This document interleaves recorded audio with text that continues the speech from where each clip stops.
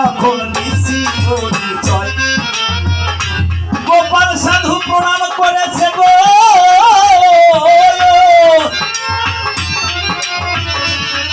বাবা গুরু চাঁদের পায়।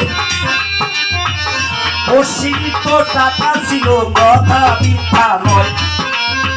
অসীমিত অনেক টাকা গুরু চাঁদের জন্য মিষ্টি কিনে নিয়ে গেছে গোপালে, কিন্তু অসীমিত কোনো কিছু না। খালি হাতে গিয়ে তখন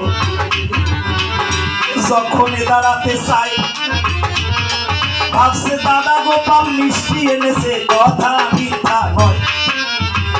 আমি খালি হাতে কি করে যাব বাবা গুরু চাঁদের ধারে?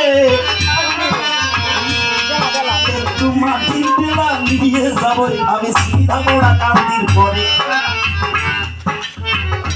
কারণ এখানে ভক্ত আর ভগবানের একটা মাধুর্য প্রেমের খেলা চলছে।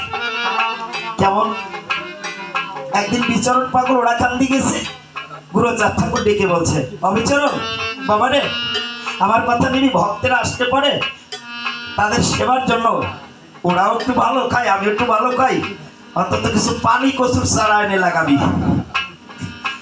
বিচারণরে পাঠিয়ে দিয়েছে বাজারে, বলতলির হাটে।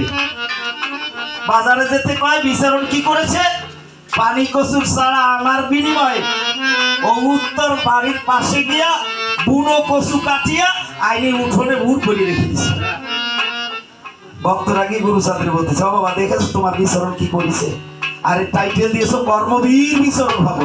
হ্যাঁ এটা আমার বড় ভক্ত কাও যাই দেখো কাজ করেছি কি? গুরু চাঁদ তো অন্তর্যামী, সব দর্শন করতে পায়। ডেকে বলছে ভক্তদের চাই কি করেছে আমার বিচরণ বল না আমার। ভক্তরা বলছে কেন তুমি না বলেছো বাজার থেকে বুনো কচুর চারা এনে লাগাতে, আর তোমার বিচরণ করছে কি চুলকানো কচু বুনো কচু তাই এনে আঠি ব্যান্ডে বুড় করে দিয়েছে। গুরু চাঁদ ঠাকুর বলছে তাই চল তো দেখি কি করছে বিচরণ।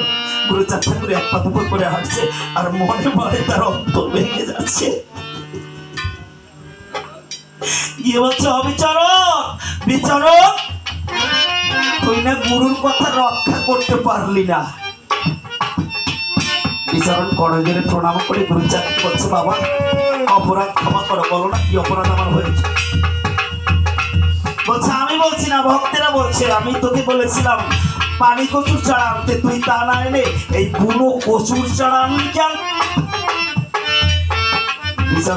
বিচারণ পাগল গুরু চাঁদের পায়ে পড়ে বলছে ও বাবা বাবা তুমি না প্রতীক ভগবান, তুমি এসব পতিত উদ্ধার করতে, তা তুমি যদি এই বুনো কচু পানি না করতে পারো, বুনো কচু যদি পানি কচু না করতে পারো তাহলে এই বুনো মানুষগুলো কি করে মানুষ করবে?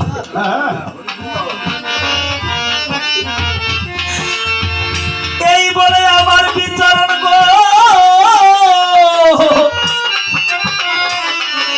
পড়ে গেল গুরু চাঁদের পায়। ভক্ত ভগবানের মাধুর্য লীলা ওরা কান্দি গায়। গোপাল সাধু মিষ্টি নিয়ে গেছে, অশ্বিনীর সে ক্ষমতা নাই।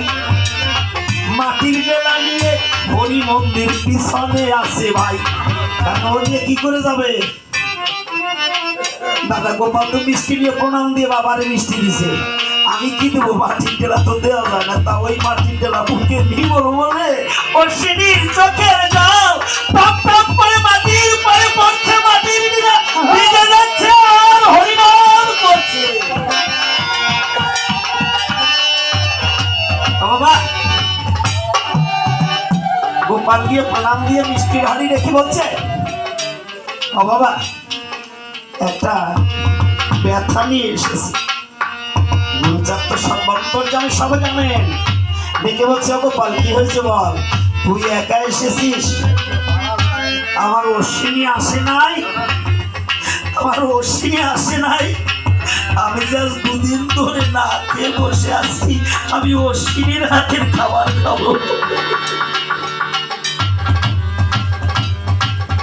গোপাল বলছে বাবা আমি বলি তোমার ধারে দাদা অশ্বিনী এসেছে আছে হরি